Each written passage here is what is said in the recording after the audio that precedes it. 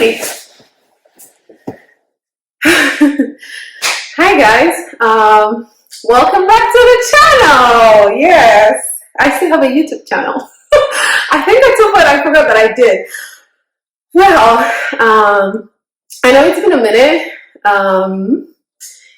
And first of all, I want to apologize for just going AWOL. Well, I did kind of notify. I left a message on my channel that I was going to go on an indefinite break. I think that was exactly the way I worded it. But yeah, I kind of went to indefinite if I'm being honest. But yeah, I am glad to. I'm still alive, right? I'm in great shape. I'm in great health. Well, I don't know about great shape. I think I need to work out a little bit. Yeah, America's getting to me. But I am in good health. It's definitely been a roller coaster. You know, a lot has happened since the last time you guys saw me. Yeah. So, okay. Where do I even start from? I think I don't even remember when I went on the break. That's how long it's been. But I had a qualifying exam. I don't know if many of you know what that is. So, well, let me remind you, I'm getting my PhD in chemistry here at the University of California here in Davis. Usually at the end of your second year, well, for my department anyways, usually at the end of your second year or beginning, I think. I would say beginning because you either do it in the winter or in the spring quarter. So it's pretty much the beginning of your second year. You have to take this exam. It's called a qualifying exam. So before I passed this exam, I guess I'll let it stick it out of that. Yeah, I passed. Before I passed this exam, I was a PhD student. And then once you pass the exam, you become a PhD candidate, basically. So it is a 3-hour long exam. And I'm going to try to just run quickly through how it goes, or at least how it went for me. So in the first half of the exam, you get to talk about your research. It's kind of like an elevator pitch. So you get like 5 minutes where you give an elevator pitch about your research. So like, yeah, you say you're ready to show us that you want to be a PhD candidate. You want to go from being a PhD student to a PhD candidate. So tell us why we should give you that title, right? So it's basically what it is. So in the first half, so you're supposed to prepare a 30-minute long presentation, but you only get to deliver, or you're only promised 5 minutes into that presentation. And then once 5 minutes elapse, you get asked questions from any direction. So it was basically me. I had 4 people on my committee. I had 4 professors on my committee. 3 of them worked for my department. 1 was an external member from the physics department. So you get to pick an external member. But this external member should not be someone who you're collaborating with. So someone that's not collaborating with you guys already. So I chose a professor in the physics department because he also does NMR, nuclear magnetic resonance, which isn't what I do, by the way. My research is basically, we are probing the rotational states of a molecule, right? So like we have in a molecule, okay, I'm gonna stop myself because you don't want me to go down that road. Because when I start, if Audrey is watching this video, she understands what I mean. I'm not gonna stop. Okay. So let me not go down that road. But I do microwave spectroscopy, so I'm a spectroscopist. Okay. I probe the rotational states of a molecule and extract different kinds of information about the molecule using that. Maybe at some point I'm going to talk about my research in a way that I feel like people would understand it more. It's something that I hope to do in a future video, so stay tuned for that if you want to learn more about what it is that she goes to the lab to do every day. You know, what it is I'm cooking inside the 5th floor of the chemistry building. I will get to talk more about that. But yeah, that's really what my research is about. So you kind of like in the first 5 minutes, you have to give this elevator pitch about your research. And after that, then the question ensues. So like you can be asked anything, I guess, based on what you're presenting at that point. So the first half, which is an hour and 30 minutes long, it's basically about tell us what you've been doing, tell us about your research, tell us, sell this product, call your research to us. And then after the first half, like I said, it lasts an hour, 30 minutes, there's like an intermission.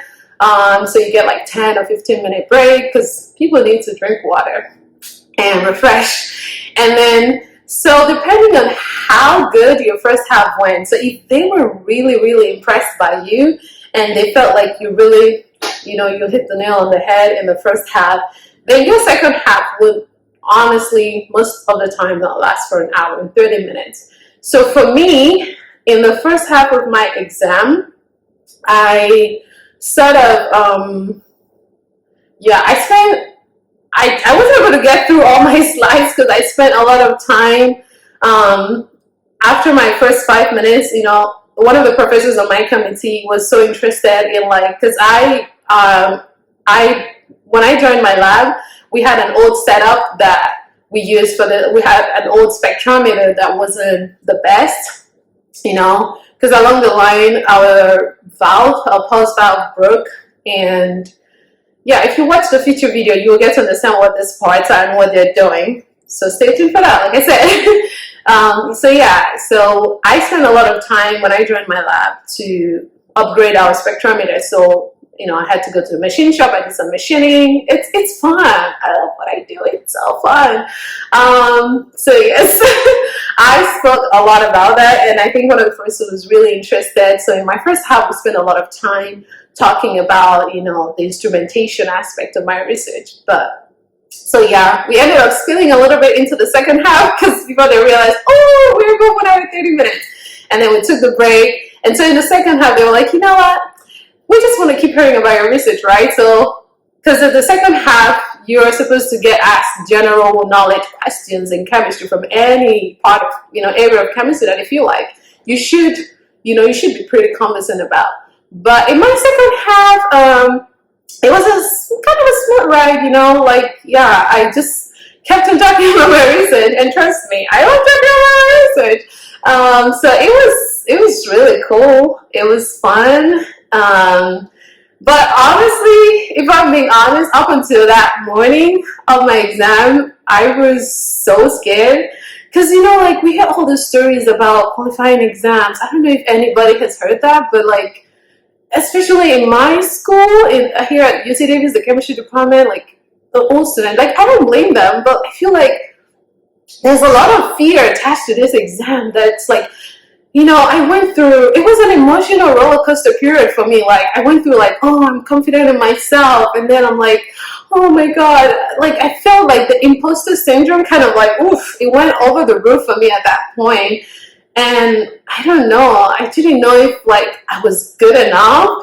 At some point I was so drained and I was so stressed. I was I really want to impress these people. I really want to show them that I deserve to be here in the first place. So definitely I feel if I was more settled, if there wasn't this pre-fear that was present, I feel it would have been a lot more relaxing. But you know what? It's over, and your girl passed her exam, and she is officially a PhD. Yes, it's over. And now I can breathe. Honestly, how do I feel? How do I feel after my qualifying exam? I feel great.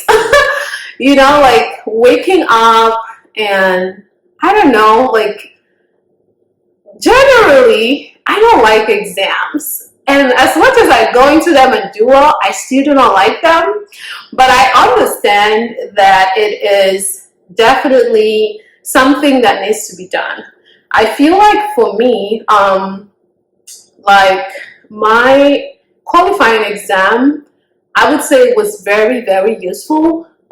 I'm glad that something like that exists, and I will tell you why. So for me, it was a period where I had to really understand the nitty-gritty of my research. So there's a fundamental to everything. Like even if you're, let's say, okay, I'm a spectroscopist, that's the example I'm gonna use. Even if you're doing spectroscopy, for instance, like there are basics. Like how can you trace the information that you're getting out of the instrument that you're using or the program that you're using? How can you trace it down to the fundamental, to like as low as like the electrons in the molecule or the nuclei in the molecule, right? So like it really challenged me, but I love that challenge. I will not take that back. Like I stand by it any day. Like I love how grueling it was, because I feel I ended up the exam feeling like this was for my own good. Like I didn't feel like, oh, you know, these people are out there to get me, which is kind of like what some of us felt, you know, like, oh, maybe there's this professor, you know, that's like, oh, you know what, I'm gonna keep asking the question until I hit you where you're like, oh, you know, you don't remember. But like I felt like it was for my own good. I felt like it was a necessary thing that kind of helped me to, like, you know, really get to the fundamentals of the research that I'm doing. Because honestly, if there was nothing like a qualifying exam, if there was no exam like that, I feel like most of us would end up finishing our, like, graduating, but not really being able to like lead a research. Because like you are getting a PhD, right? Like at the end of your PhD, you should have established independence. Like you should have established like some kind of like intellectual freedom, if that makes any sense. Like you should be at the point where, like, if you're, say, got a professorship position, like a teaching job, where like you got a research position where you're in a lab, or you become a PI, for instance, a principal investigator, like you have students under you, like you should be able to, like, you know, come up with research ideas. But you can't really do that if you don't really understand like the basics, the fundamentals, right? So as much as I was stressed, I think it was good stress. So I am happy I got to do my qualifying exams. It definitely made me more confident. You know, like now when I talk about my research, I feel like I really know what I'm talking about, you know. So I love that aspect of it. I love that I got to stand in front of professors who really know their stuff, right? You can imagine how intimidating that is. Like you have three people who are really good at this stuff. Like they are, like I had full professors. I didn't even have any assistant or assistant. I had full-time professors. Four of them were full professors. So you can imagine how intimidating that was. But I still value that experience, and I feel like now, you know, I wake up, I get to go to the lab, and I just do my research. It's fun. Yes, but you know, most of all, I've really missed you guys. And I am really sorry that I've taken a lot more time to like find my way back here, but I'm here now, and I will keep the contents coming. And if you have any idea of any video, like any video idea that you want me, like you would want me to like show something based on where I am on my research, anything, just feel free to send me a message, and I will try my best if it's possible to make that. But yes, I am glad to see you guys again, and I will see you in my next video. Oh no, before that. But yeah, I'll see you in my next video. I didn't want to make this video too long anymore, but I just wanted to have it as like a welcome back to myself, to you all, to my channel. I'm still Ada. Ada will be Adanwa, Ada Chemistry, Adoga. I'm from Oga in Anambra State. Ada Neru Kwano. Yes, I'll see you all in my next video. Stay safe, stay healthy, stay positive, and I love you all.